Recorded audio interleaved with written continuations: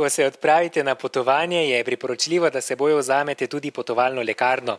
Vanjo sodijo zdravila, ki jih bolnik redno jemlje, zdravila za samozdravljenje, prva pomoč in sredstva za osebno nego. A vi vzamete kaj zdravil zraven, ko greste? Ja, jaz že moram vzeti, zato ker sem že 73 let stara in za pritisk vzamem, pa če še kaj takega malega treba, druga pa nič. Ne.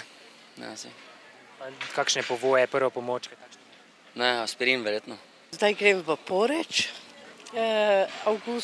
konec avgusta in bom mogla zdravila vzeti za pritisk, potem pumpice tudi. V potovalno lekarno sodijo tudi povoji, obliži, sponke in gaze. Potrebno je poskrbeti za osnovno lekarno, popotniško lekarno, torej tablete proti glavobolu, za zniževanje telesne temperature, potem vsekakor nekaj za uravnavanje prebavnih težav. Priporočljiva so tudi sredstva za zdravljenje alergij.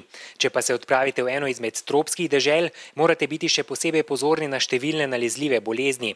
Priporočljivo je cepljenje proti malariji, hepatitisu in tifusu. Vendar se lahko z določenimi higienskimi ukrepi, kar pomeni skrb za ustrezno hrano in pijačo, tem boleznim izognemo.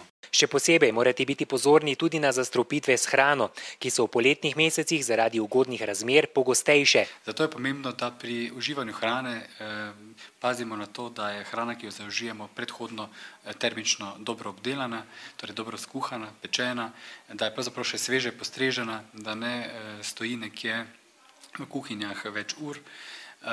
In pri pijači pa je pomembno, da pravzaprav uživamo ustekleničene pijače, te so varne, ali pa pijače, oziroma voda, ki se predhodno prekuha, torej čaj, kava. Za vse potnike velja tudi opozorilo, naj zdravila hranijo na temnem in hladnem prostoru.